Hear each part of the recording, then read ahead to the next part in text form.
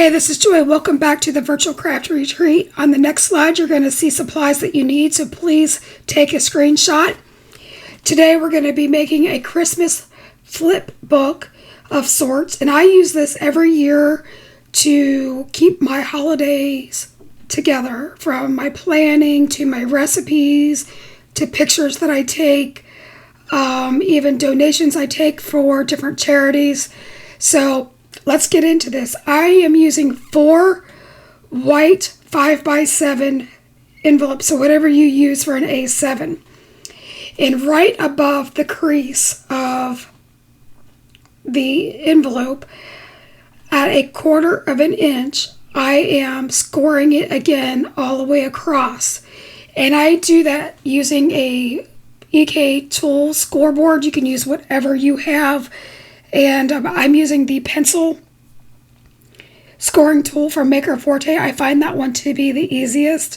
And again, make sure that you're scoring 1/4 inch from the natural crease, because what we're going to do is make a spine for the book. And I'm kind of showing you that on screen. I'm a little bit off screen for some of this, and that's just because I need to be able to see what I'm doing too, because it is a pretty intricate thing. But take your time. Remember, envelopes are much thinner cardstock than regular cardstock, so it's very easy to poke this. So I find that using an ATG gun or tape is the strongest. I do sometimes use Barely Art glue for this, but you need to put down very minimal to keep the warping down. So what I do once I have the tape down is I then take the closed part of an envelope and I butt that up to the crease, the one that we scored. So it would be the center. You've got the center, like that came from the manufacturer, and then you've got the one that we scored at 1/4 of an inch, and I am butting that up to that crease. And I am taking my time so that my book is going to be even. You don't want your layers to be all whopper-jawed. Here I am drawing a line with a pencil. This is not necessary. I am doing that so that you can see what I am doing, because I realize that the white on white scoring is not an easy thing to see, especially for any of us that wear readers, bifocals, or we need them. So eventually we're going to have all 4 envelopes done, and you're going to see that we're going to be left with one flap that's hanging out, and we are going to use that. So make sure not to glue that down or anything like that. I am sorry that my head gets in the way again. I'm going to say that a few times during this process, because with a book, it is so important to get your binding and your layers even. Otherwise, when you fold it together, you're going to get bowing and warping. And let's face it, when you read a book, you don't like it when the pages are bound incorrectly. Now that I've got that envelope down, I am erasing that. And I just wanted you to see how this is going to go together now. You're going to see that we've got 4 things. Then we've got that tab that's going to curl around the front. Next, I am using 4 of the red matting layers. Now, if you decide to use the pink and purple papers that were included in the kit, then you would need to adjust your colors. But these are all measuring 5x7. And I am applying these to the back side of the envelope. So when you look at an envelope, you've got the inside part that's cut shorter because you're putting your letter down in it. This is the back side. This would be the side that you would write your address on. I know that I'm overstating this, but I can just see things going awry. Now I center these in between the score lines, and I try to get the margins correct and the height correct. I don't want anything whopper-jawed. Here I'm using my T ruler just to measure what I'm doing here is I am going to mat that flap that's on the inside of the envelope. So that's the short section. And those red mats are going to measure, let me make sure I get this correct, 3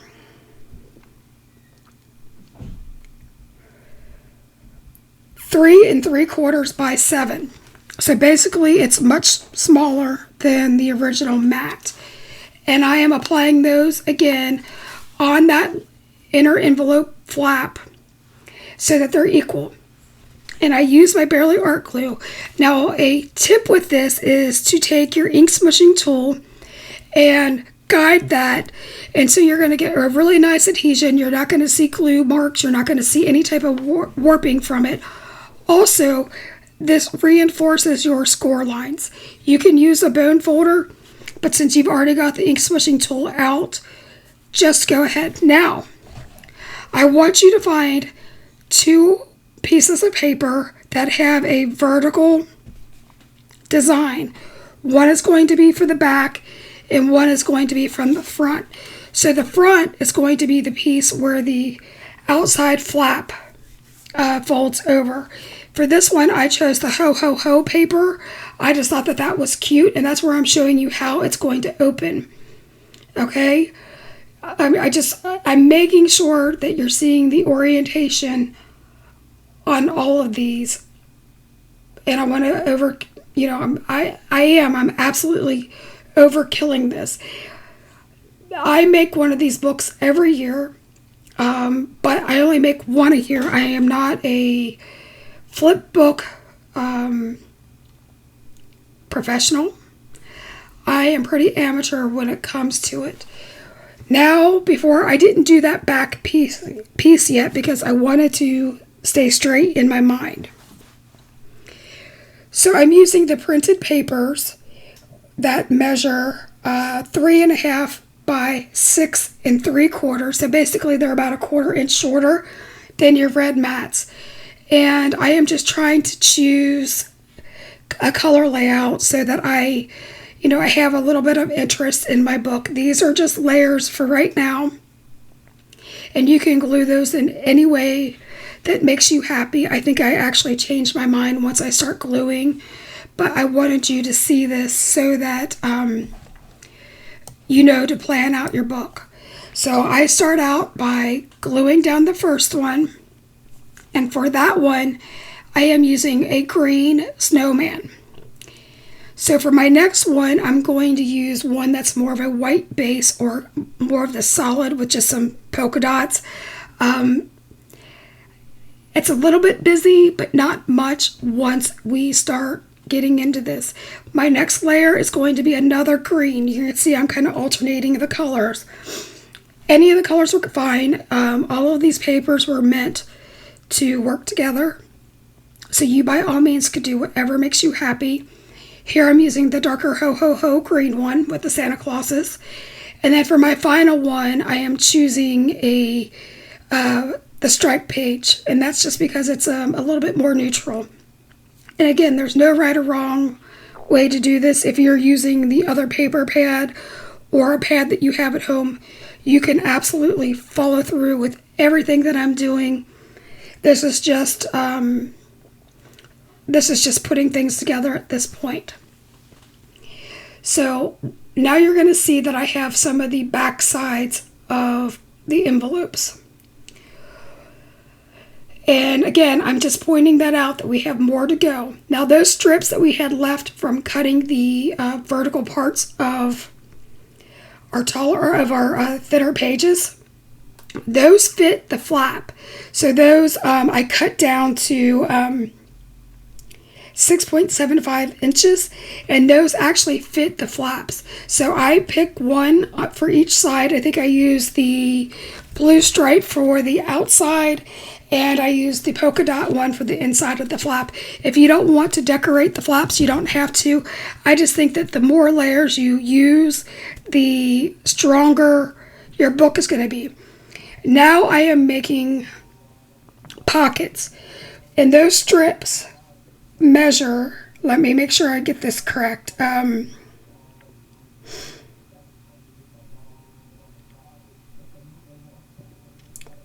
2 strips. Those are being cut to, oh Lord,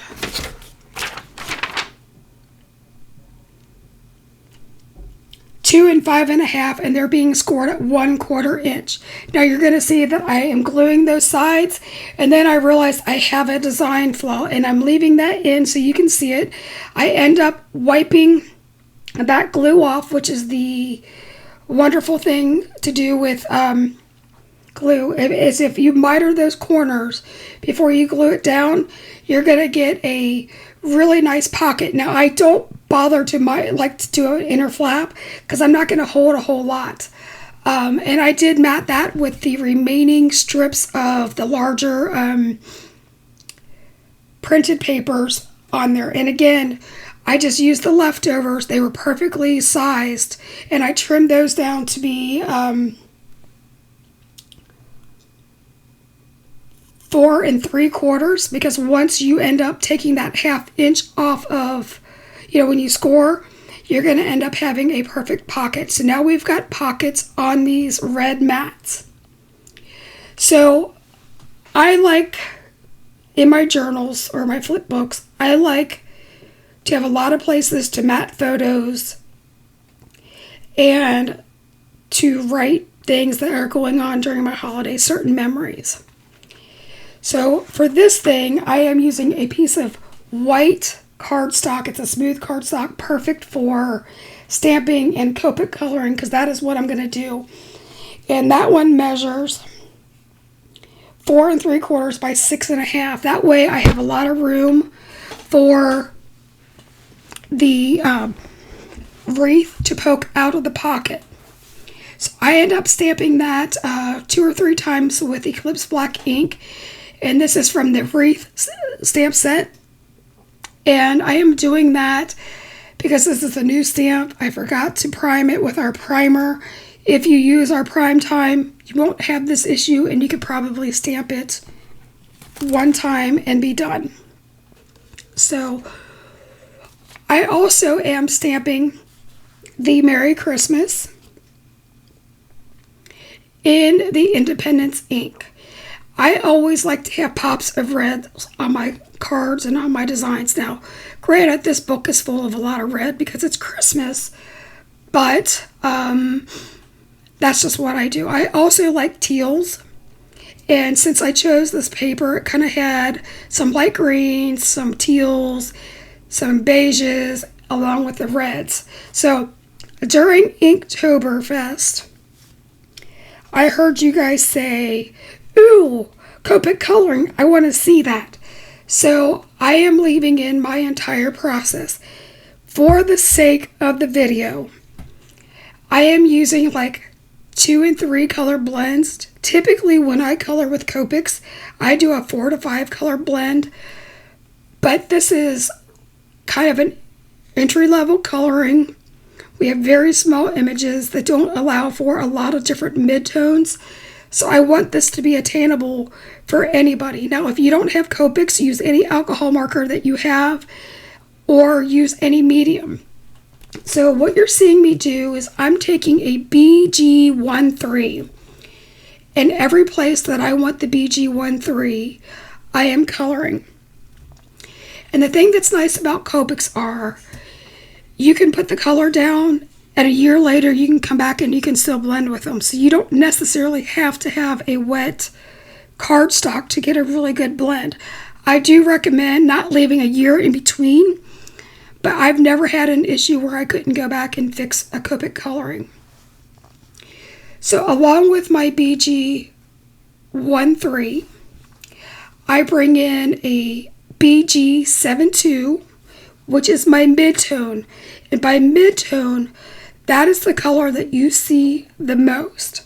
Now on some of the images, I did not bring in the shadow color, which is the BG75. And that's just because of the sheer size of the item. And again, I wanted to keep this simple as far as the coloring goes. Now on those stripes of the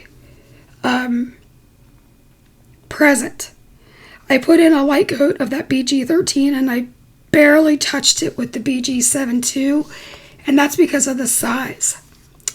Now remember, the papers all have like a cream tone in it, so I am doing this gingerbread man with a an E35, 37, and 39. I'm also doing the trunk of the tree. I'm doing the deer's head. Anything that should be brown, I am starting with that E35. And that's just because we're trying to get it done. Now I am coming in with the E37 with the gingerbread. Typically I would do nice smooth lines, but because this is a cookie, and when you look at gingerbread cookies, there's a lot of texture. So I am actually dotting or stippling. So in the parts that would have a shadow, I'm keeping the dots small, but very close together. And then as it goes out, they're becoming more spread apart. And right now it looks kind of a mess, and that's what happens when you stipple. Now you're going to see with the deer's face, I'm keeping it really smooth. I'm putting the shadow down towards the bottom of the nose and under the antlers. I am now coming back to the gingerbread. I am still dotting that E35, and I'm using really big dots, and what that does is it fills in the gaps between the 39 and the 37 so that you get a more seamless blend. And then I end up filling in the rest of the tree trunk and the deer's face. That same E35 I am using on the bell. If you use a warm brown under a yellow, it makes the yellow pop to create a gold tone. So I used the E35, then I used a Y18, I believe, and now I'm coming in with the Y26, and the Y26 is what's really giving it that gold Christmas tone. Now you could do it silver and use like different cool grays. I wanted to use the gold because I'm picking up the beiges in our paper that we're using. Now our reds, I am using an R24, a 27, and a 29. And again, usually when I do a red, I add 2 more colors, but we're keeping this really simple. So everywhere that I want red, I am coloring with the R24. I'm doing parts of the ornaments. Now, some of the ornaments I had done blue and then red. I find that you need to color everything on your picture before you do reds, because reds tend to bleed. And even though you've got a colorless blender to erase mistakes, you never get rid of red. So I always color the red last. That's why the blue package, the stripes in the blue package were done, and now the red.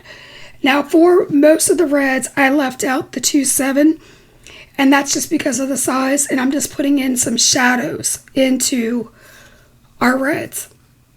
Now for the snowman, I am using a B as in Victor, 00, and a BG10. And I am putting those, I'm actually overlapping those. So I put the BV00 in 2 different spots on the head and the body, and then I color over it with a BG10, and you get this kind of an icy bluish gray color. And that is how you do snow. When you do snow, snow is not really white. You're going to see like different colors of grays, and it will pick up the other colors around it. So those are the colors I go with typically. Now I'm doing the Santa's beard, and I am using a W1 and a W3. I usually flick away from me better. Sometimes people flick better towards them. You're going to have to figure that out. Now I went a little heavy with the the W3. So I came in with a colorless blender, and I sort of just muted the two. Now I am coming in with skin tones. And again, when I do skin tones, I do about 5 colors. Here I am doing E00 and 021. And the 021 is going to be the darker color, and that's going to go around the hairline and where the hat is so that it has a shadow. I am using the R11 to give some rosy cheeks. Now sometimes I use an R20, but I thought that would be too garish on these little guys. So here's a picture of this. Now you're going to see that when we stamped, The hat, the stocking, the scarf on the snowman, all those things, and even the holly leaves and the berries on the bell stamped in black. And I was okay with that because I'm going to come in and do something different. But when you have an outline image, you either have the choice of masking or stamping in another color. So we could have done like Desert Sand by Memento and done a no line coloring, but that is just too much. So what I have opted to do, after I blended the neon lights around the edges of the paper just to give it dimension, I am taking my Barely Art glue. You can use the glue that's included. My craft room is an absolute disaster, and I can't find where I put it. And I know that as soon as I am done recording this video, it'll pop up. So for right now, I'm using my Barely Art glue, and then I'm taking the red glitter that we got in our kit, and I am covering that pretty generously. And any place that there's glue, the glitter's gonna stick. And now look at this. Now we've got ornaments, we've got shiny hats, we've got a shiny scarf, and that black doesn't even show through. Pretty cool. Now I'm using the same size cardstock that we used for this last panel, and I am stamping the house from the Christmas Critters set. And this reminds me of a cute little gingerbread house. In fact, that's kind of how we colored it. And I am leaving in this coloring, again, for those of you who asked to see Copic coloring. I am using pretty much the same colors that we used on the first image. I am pretty much coloring the entire house in an E35 because that is my highlight color, and I am just moistening the paper. I will come back in and go back over this E35 later. I know right now that you're seeing a lot of striations and stuff because I'm not doing any type of blending, and that goes against most of my coloring rules, but right now it's about getting the color down. I do put in at the top of the chimney stacks, and I end up going over that with an E39 because really that would be a shadow.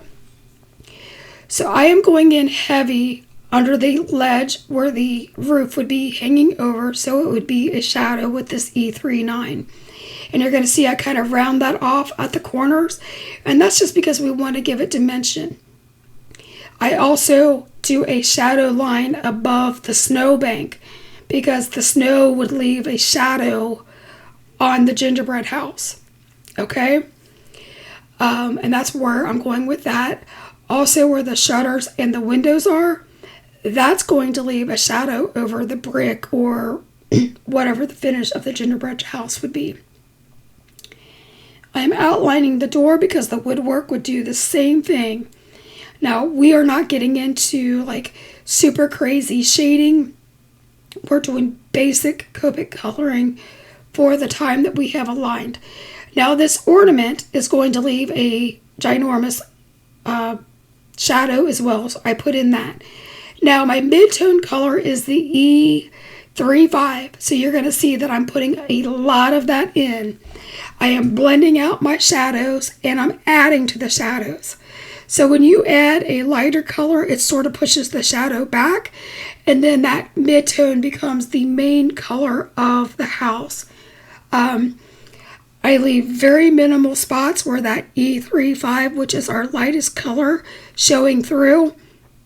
And that's just because we want some dimension to this house, even though we have a flat surface, depending on what lights are going on. Let's say there are street lights, let's say there things are going on, you're going to have some color variation.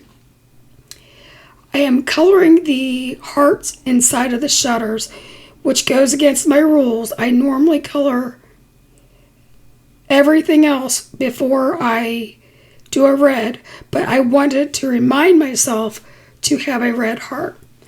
I am now coming in and doing the shingles of the roof.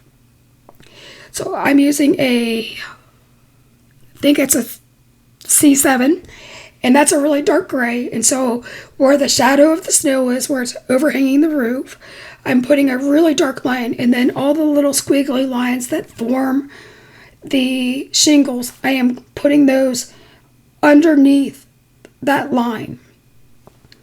Then I come in with the C5, and I go right below those lines, blending out the C7 into the C5. The C5 is your mid-tone, and by mid-tone, when you look at something, that is the core color that you see.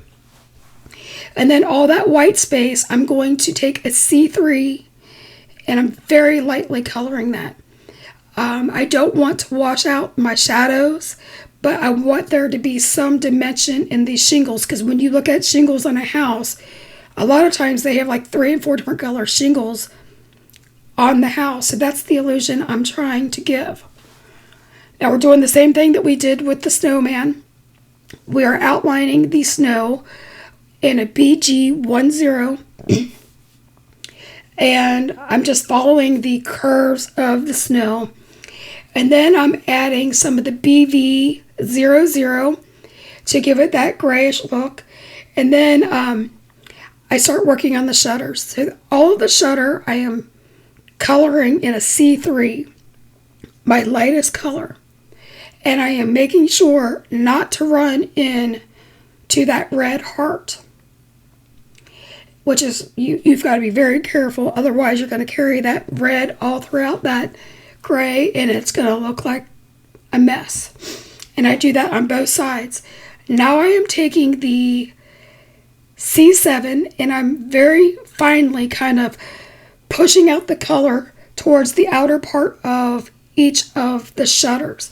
And that is going to be my shadow area, and that's because I'm imagining these shutters open and close, so that would be where that joint would be. Then I come in with that C5 and I extend that, and you're going to see that that looks pretty garish right now next to that C3. So I come in with the C3 and I blend that out, and it becomes a pretty smooth blend.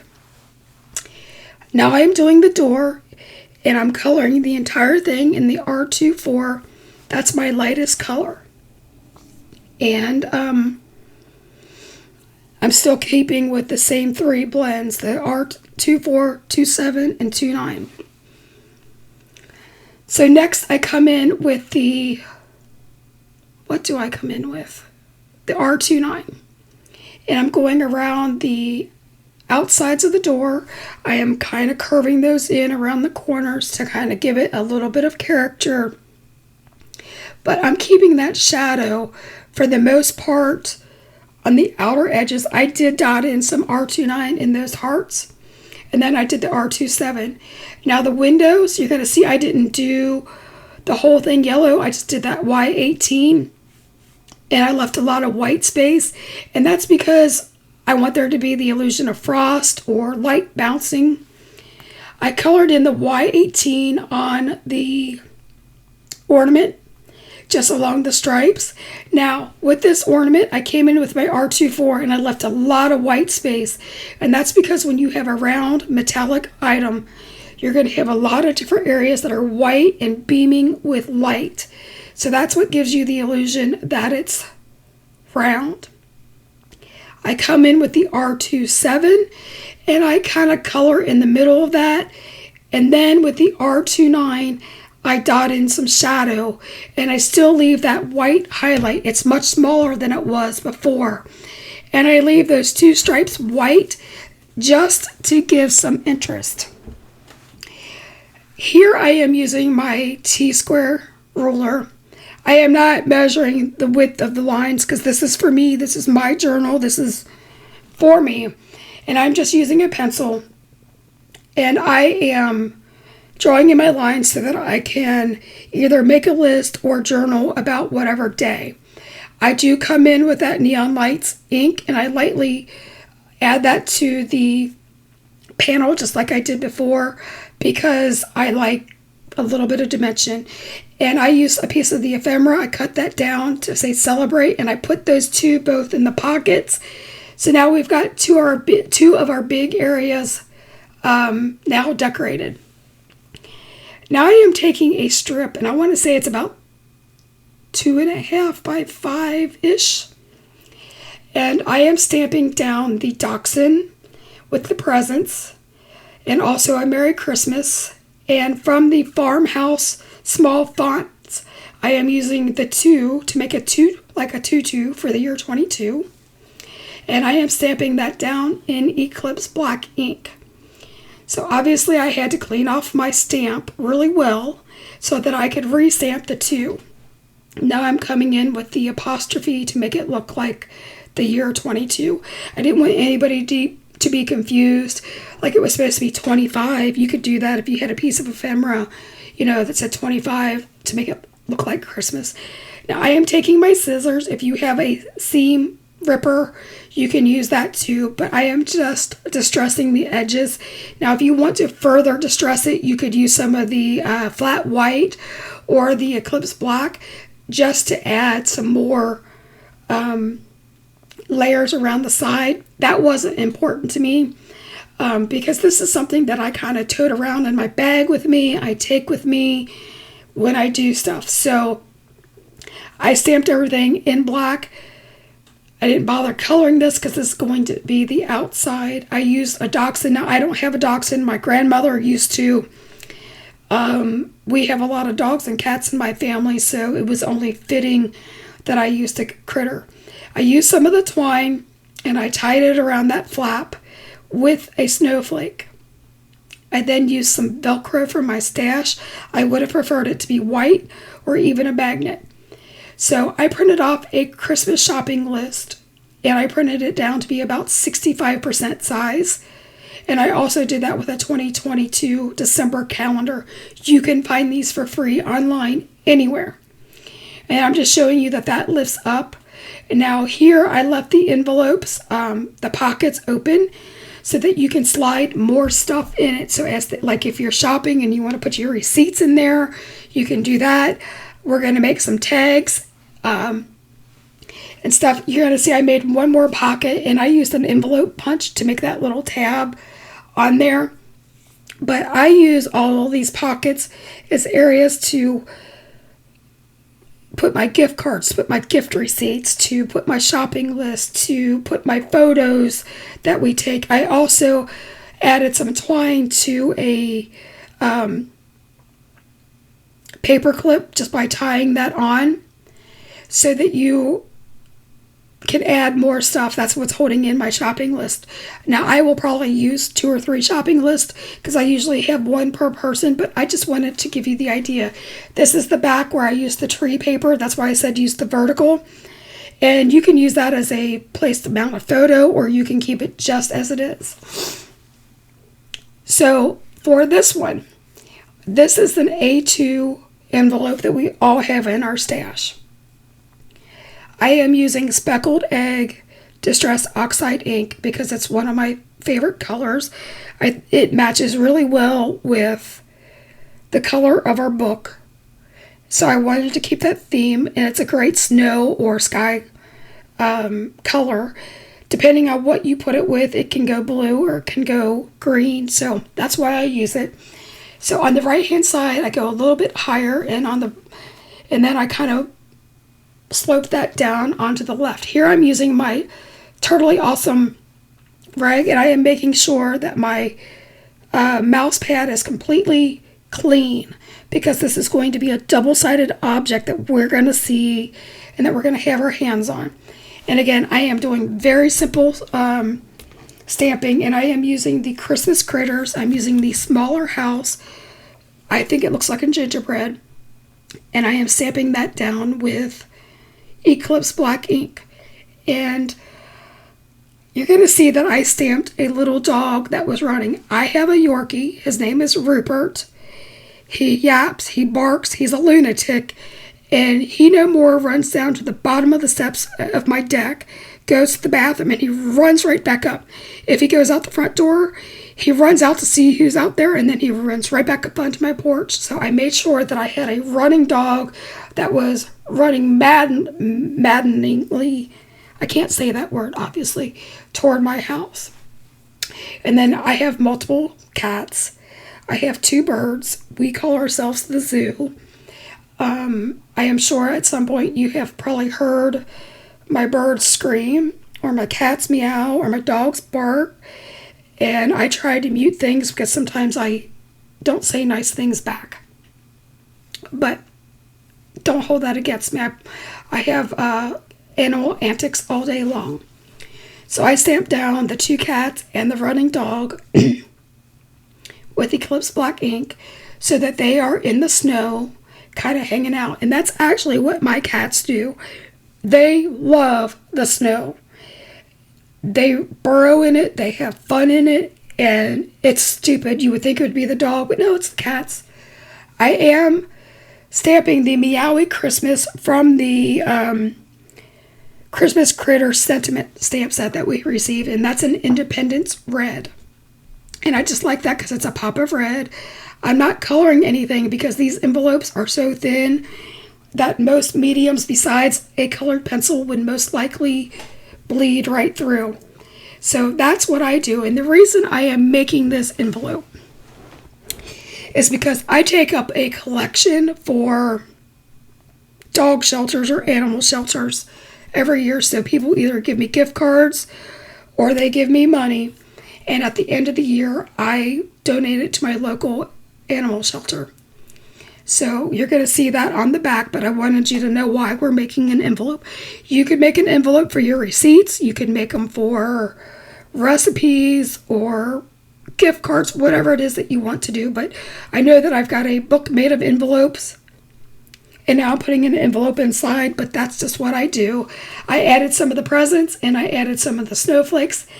Now, using the Farmhouse mini font, I am stamping out the word shelter. So obviously I have to use the E twice, so I make sure I get my spacing correct, and I stamp all of them in Eclipse black.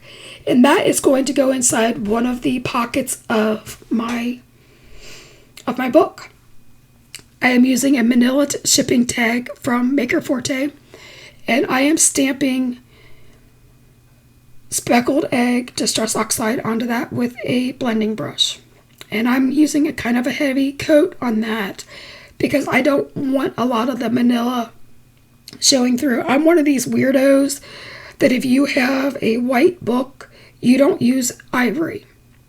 Or if you, I don't know, how do I want to say it? I don't mix vintage with modern very often, so I'm just trying to kind of disguise the fact that this is a manila envelope, and I'm trying to make it match the color of our book. Now, granted, I am not getting a perfect blend. I want some of it to be blotchy because I'm kind of giving the illusion that this is a snowy sky or snowy scene in general. That seems to be the thing that I'm doing these days. My intention was to use that little snowman piece that's over on the right, but I changed my mind, and you're going to see that later on. But I'm just leaving in the entire process. I hope that you go along with me. I am using some heavy body acrylic paint. I think this was from Hobby Lobby, but you could use anything. You could even use the Snow Flurries pigment ink. I actually think it works better. I water that down and I splatter it like I always do using a fan brush because that gives the perfect splatter. Now you're going to see that that was a little bit heavy in some areas, and instead of drying it with a heat gun, I decided to just lay it off to the side. I printed out 8 tags. I only used 3. When I say printed, I cut them out with my scan and cut. So if you have a silhouette, a Cricut, a cut and scan, or even dies in your stash, just cut them out. I don't care what they are. I used red, and then I measured out some rectangles that would fit inside. And since my tags are rounded, I am using my Crocodile, and I am using the 1/2 inch corner rounder side of it, and I'm just rounding my corners. I think that adds a professional look. If you were to put like squares in there, when you have a rounded thing, it would just look It would look weird. So I use some adhesive on the back of my square because I know that I'm going to have to stamp this a couple times. I am using one of the wreaths from the wreath stamp set, and I am stamping that off center with Snow Flurries pigment ink. I left my lid off of my ink pad, and I have not re-inked it, so I've had to stamp this a few times. You will not have to do that if you're more responsible than I am, but like I said, my craft room is a disaster, and there's just no way to describe it. So I stamped this 2 or 3 times. I sometimes use my ink smusher, and sometimes I use my fist. I think it just depends on how frustrated I am. And it does stick, but it stays in place on my mat because I use some adhesive. And now I am using the Season's Greeting sentiment, and I am choosing to stamp this with Eclipse black ink just because I like the look of black stamping on white, and I think it's gorgeous. I think that I actually, yep, I did. I stamped it a second time because, again, I need to re-ink everything because I've been in ink blending full since we're coming out of Inktoberfest, which, by the way, we have got a couple more days left. Now, that one tag did not cut with a rounded corner, and I think it's because I had my tags too close, so I just used my scissors to round it off, and now I am applying that to the center, and we've got a really pretty tag. I'm using the other wreath. I think this is my favorite wreath. I love the berries in it. Oh, I just love this. It's kind of rustic. Oh, it just says everything Christmas to me. This is my style, guys. So I did the same thing. I stamped it off center. And I'm leaving this mistake in for you guys. Make sure you clean everything. I am using the Snow Flurries ink. And I think I stamped that down once or twice, which is awesome. However, I did not dry my black ink in between, and I've got a hot mess.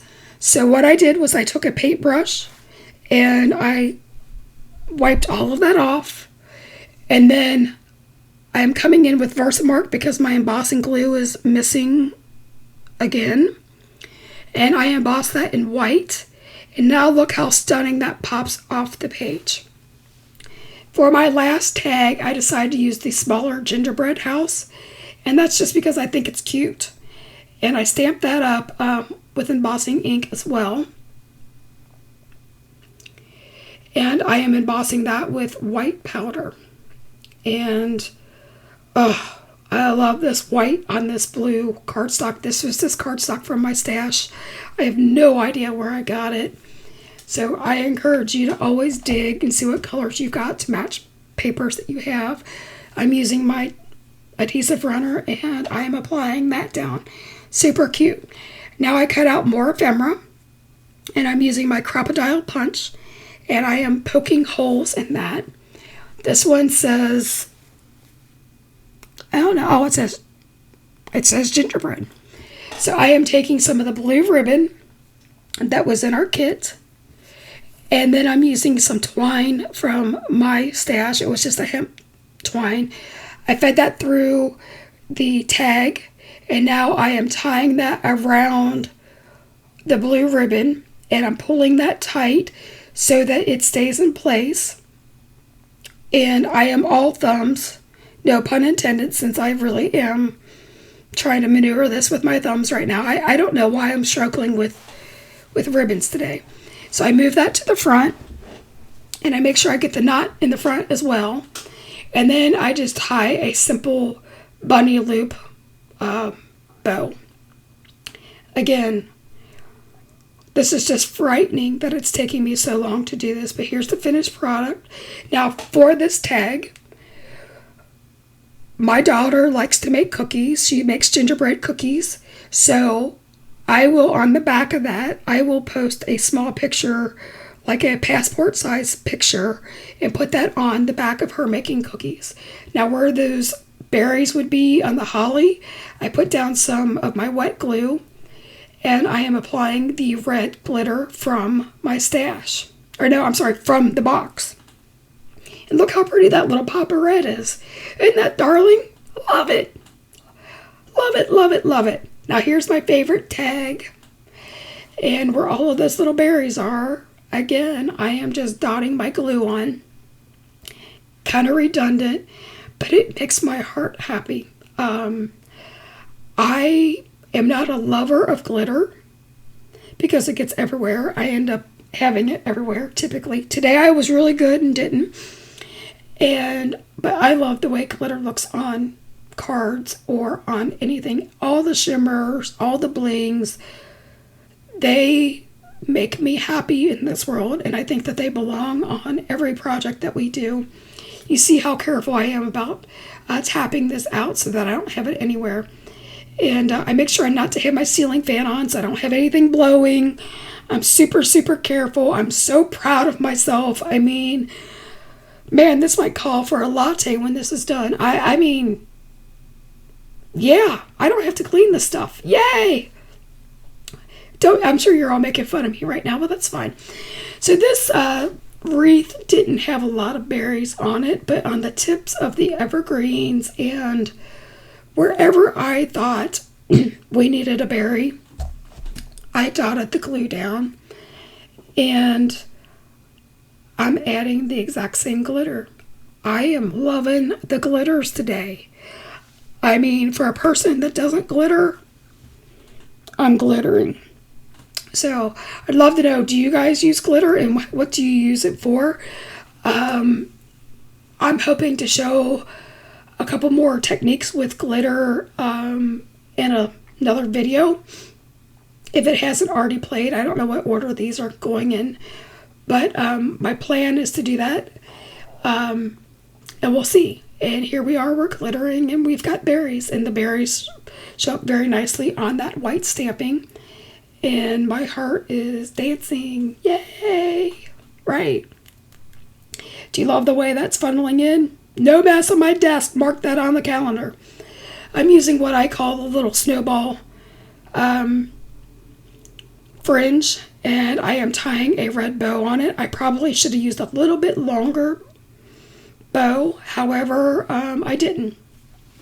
So with these tags, I told you that I was going to either put small pictures on it, or something really funny, or something really cool happens, like I'm going to a couple concerts, gonna go see the Siberian Orchestra, gonna go see Mercy Me, and I know we're gonna go to a couple different Christmas light things, so I will add pictures to the backs of these, or I will write down things, or I'll put my ticket stubs, and if I don't put it on the back of tags, then I will just throw them into the pockets of our book. So that is just how I use these books. Like I said, I have one every year. Sometimes I do it in a 3-ring binder. Sometimes I do it with envelopes. Sometimes I do it inside of a mini planner if I find something on clearance. But I really like doing this with the pattern papers and envelopes because it gives a lot of handmade charm and a lot of character, and every time I think back to my Christmas memories, it's always the handmade ornaments that my mom made out of dough or out of ceramics. I mean, those are the things that make me happy and have been heirlooms in my family. I can go to Michael's and I can buy the newest thing, or I can go to Hobby Lobby or Kirkland's or wherever it is that you shop, Macy's, wherever, Nordstrom's, and buy all the shiny things, and I like it. But at the end of the day, when I open up my box of ornaments, I ooh and I ah, and sometimes I even cry when I open up some of the ornaments that my mom made for me, or things that I made in Girl Scouts, or the stuff that my kids made in Scouts or at school. So I actually prefer this journal over a planner or over a binder just because it's something that I made. Now we're coming back to that manila tag that we ink blended on, and I am just using 2 random strips and I'm gluing those across. I realize that they don't have full pictures of anything. They're just there to give some interest and some texture because I love all the things texture. And I'm cutting those off so that they're even, and they're going to serve as a ground. I am stamping that cute little dachshund. I wish it was a Yorkie or a Husky, but we're just going to pretend that it is, or we're going to pretend that it was my grandma's dog. That's what it is. We're going to call her Ginger. And I stamp her down. Now you're going to see some of those spots didn't stamp, and that happens with the house too. And that's because the acrylic paint has a different texture. It's raised up, so it's not going to look like the best stamping. I put the house on top. Not that I'm crushing the dog. I'm doing it because I need there to be an illusion of a landscape and like the dog is out on the front lawn. So I stamped this house, the same one that we use in the bigger page, and we only get a portion of it, which is just fine with me. And I keep it black and white, or I guess black and speckled egg. And here I'm sitting there going, do I need to restamp this? And I didn't. So what I used was a Copic multi-liner. You could use any thin pen that you have to draw in the lines. You're going to see I did that, and you can't even tell that the stamping wasn't good. And it wasn't because of the stamp or the quality of the stamp. It was because I had the paint in place and I had an uneven surface. I poked 2 holes into the ephemera that we had in the kit, and it was Santa Claus and December. That kind of sums up our month of December, that we're going to be celebrating all the holidays. And I am tying this so that there's a little bit of a loop, and I'm doing that so that the tags move and so that they have the ability of being set off so that you can see all the things, where if you tied it tight, they would be on top of each other and you would have no idea why you couldn't read anything. So I am struggling with this again because I am all thumbs. I am using the blue and red ribbon from the kit, and I start to weed this through, and I epically fail. Had to pull it out and start again. You didn't see that from that magic of editing. And I'm trying to keep those up straight, and I don't know. I can't for the life of me hold these still. Now, I usually am ambidextrous. Today, I don't know that I could work either of my hands. I'm not sure why, but eventually I use my crocodile to hold the ribbons up straight so that I can wrap the twine around to tie it on. I'm just laughing at myself. I mean, do you guys ever have those days that you cannot tie a knot, tie a bow? So when I finally do get this tied on, I cut my streamer so that I take all the rough edges off and I cut them at a angle. I just use a bunny loop bow to tie this off. It turns out super cute, but I am embarrassed by my ribbon skills today. And normally I can wrap presents, make a bow. I mean, you should see my Christmas tree. I've got these great big huge bows. I make like 3 of them, and they're made from like 4 different strands of ribbon in each bow. And it's gigantic as a tree topper, and I couldn't tie a simple bow. Here I am again using my T ruler, and I'm putting in lines, not measuring. I don't have a care in the world other than they're straight. And I am just using a red fine liner. You can use a pencil, you can use a pen, you could decide not to do that. You could put a picture on the back. You could put whatever it is that you want for your book. This is my book. I have a feeling that I will be making more tags and more envelopes as I get closer to December and figure out what I'm doing. Like if I'm going to have a party, I will probably have a checklist that I clip in there. I will definitely take pictures of my family, and I will mount those in on those empty places, because eventually the receipts and the list might be removed and it might become a picture book.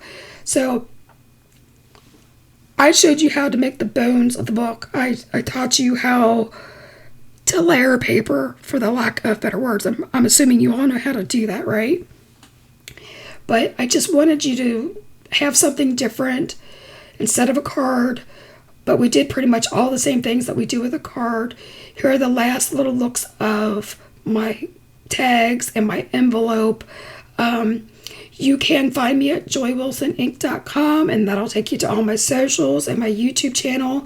If you're interested in following me, I love hanging out with you guys. Have a good one. Bye-bye.